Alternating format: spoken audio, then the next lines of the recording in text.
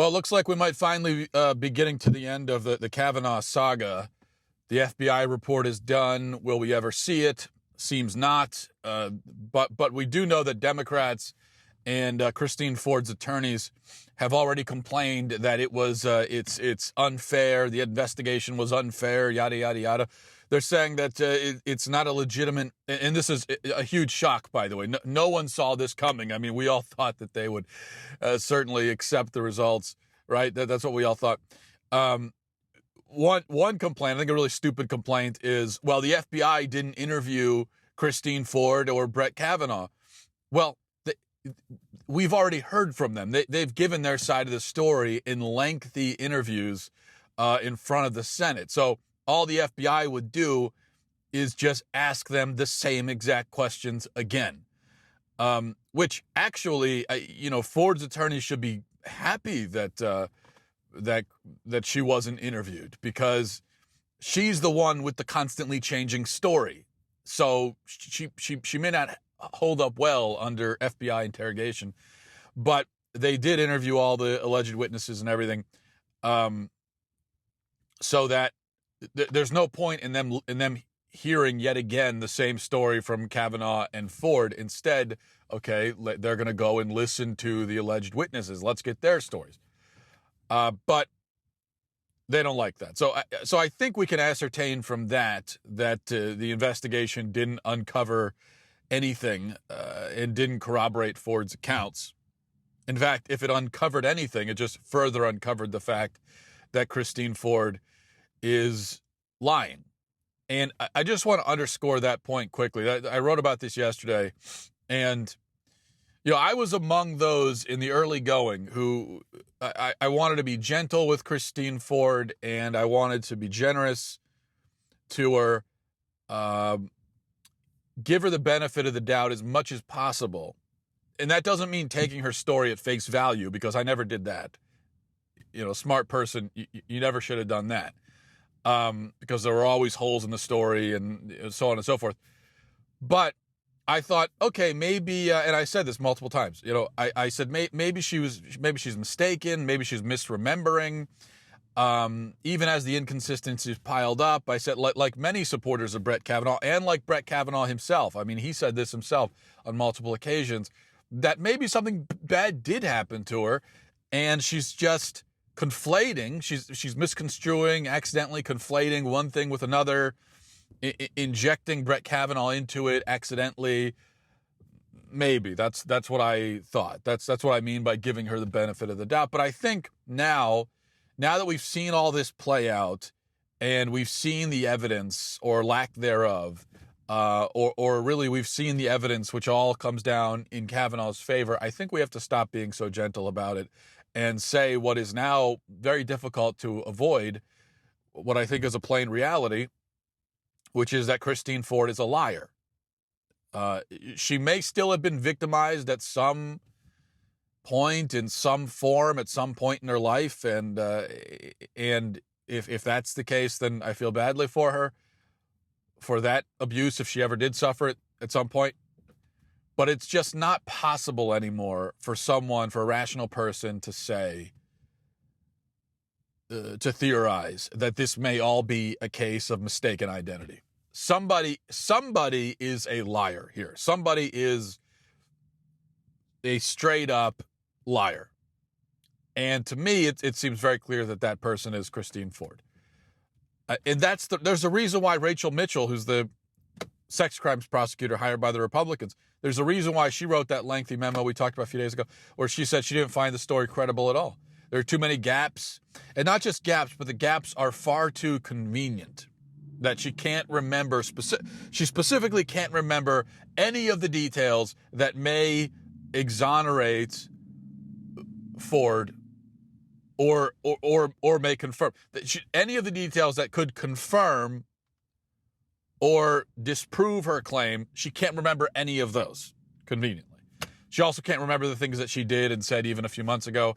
So here's the thing. If her memory is really that terrible that she can't remember anything, even things that happened in the last month or two, well, in that case, if her memory is that bad, I have a bad memory, okay? I know that I have a bad memory. That's one thing I remember, is having a bad memory. If her memory is really bad, and it seems like her memory would be worse than mine, if this really is a memory issue, then she knows that her memory is bad, which means she knows that she cannot speak with absolute certainty about something that happened 35 years ago. So even in that case, even if most of this is a memory issue, we still have, she said she's 100% sure it was Kavanaugh, but if her memory is that bad, then she knows that she can't possibly be 100% sure. So at a minimum, that's a lie. And it's a big one. But it's more than that. Ford's story has changed over and over again, and it's changed in a way that is not just haphazard. It's changed in ways that seem calculated and targeted to kind of get around Kavanaugh's defenses. So if we're going to absolve her of all dishonesty at this point, then we have to believe that her memory lapses are coincidentally convenient, and the gaps in her story are coincidentally convenient, and the changes in her story are coincidentally convenient. And not only that, but it's also coincidentally convenient that all of the witnesses that she claims have also suffered amnesia around the same kinds of events. Then there's Ford's ex-boyfriend, who came out, issued a sworn statement claiming that Ford coached her friend on how to pass a lie detector test, claimed that Ford flew recreationally all the time, which would seem to dispel the notion that she has this fear of flying. Ford never once mentioned any sexual assault, despite having dated him for years.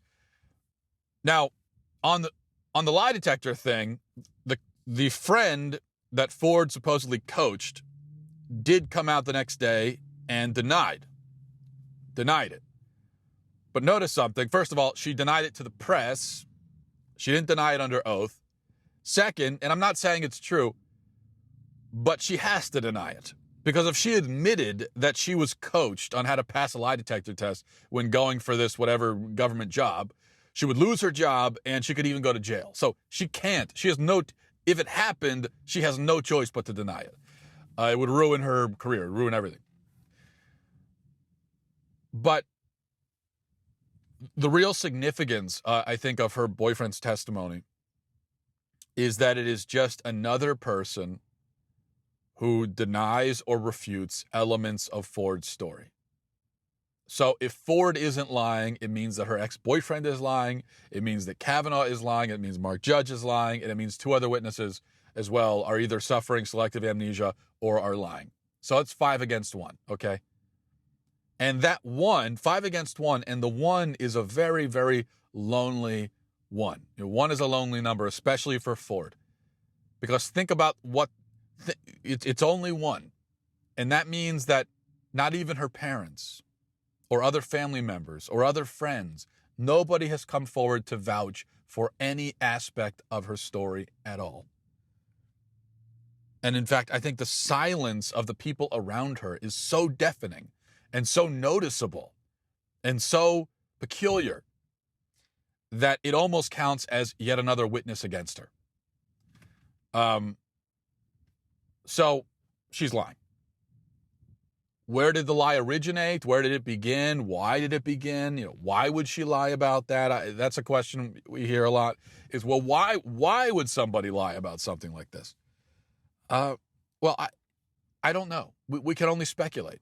And it's not that hard to speculate. It's not that hard to believe that somebody could lie about something like this. Number one, because we know people lie about this kind of stuff, and we can go through all the examples: Duke Lacrosse, Rolling Stone, Lena Dunham, all that stuff.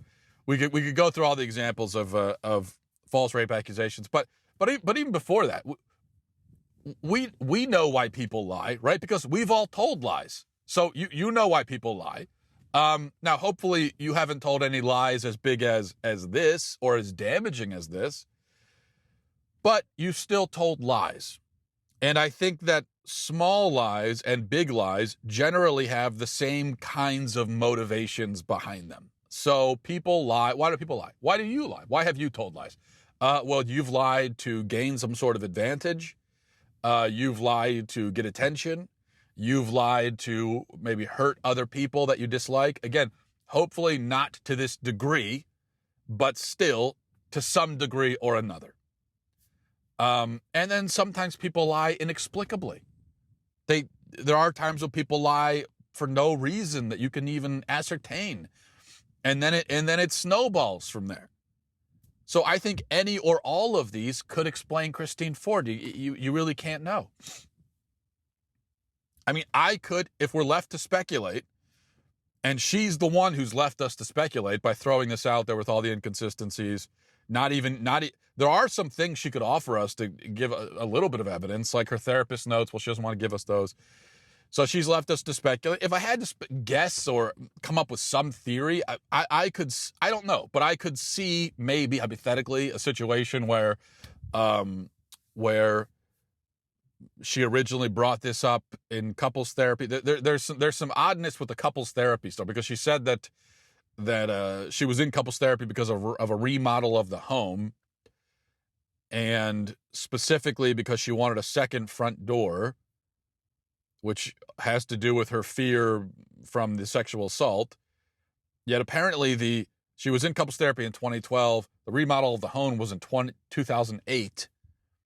So 4 years later, she's going to really. I mean, 4 years later, you're still your relationship is still suffering from the remodel, and you have to go. I don't know.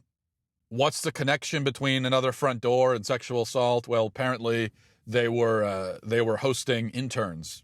I think from Google or something. And so they had interns and young men in the house that they were having in the house.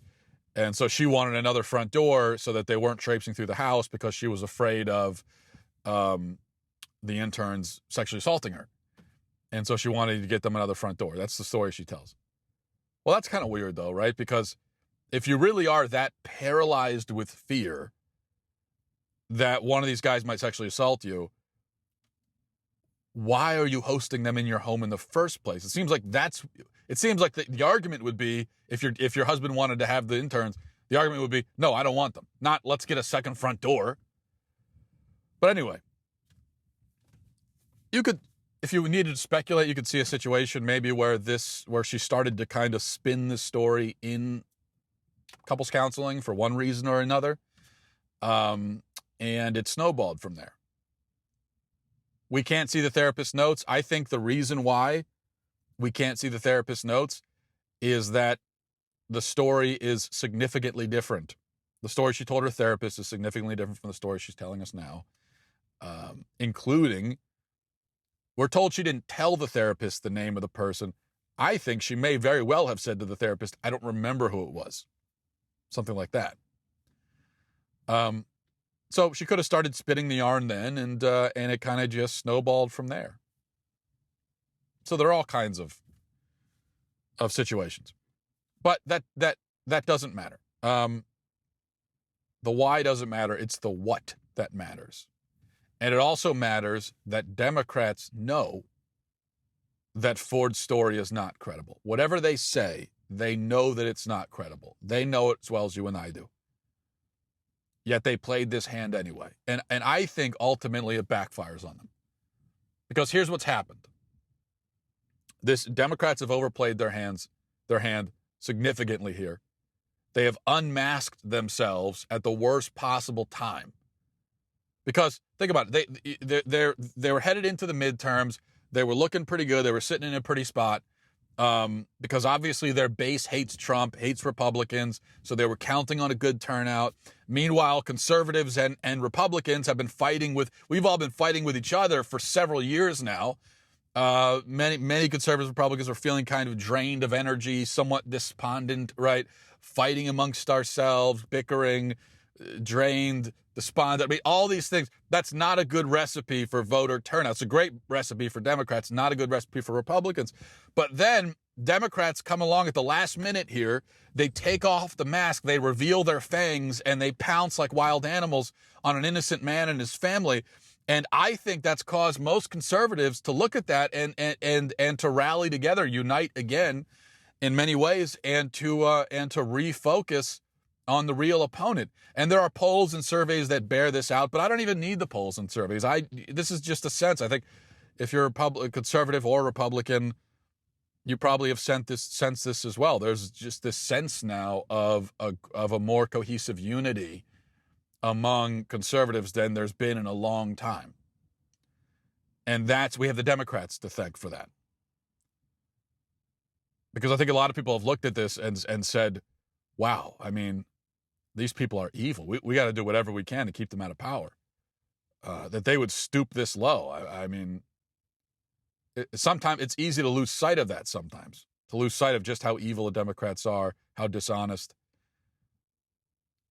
But they have helpfully reminded us of the fact and given us such a startling illustration of it right now, right before the midterms.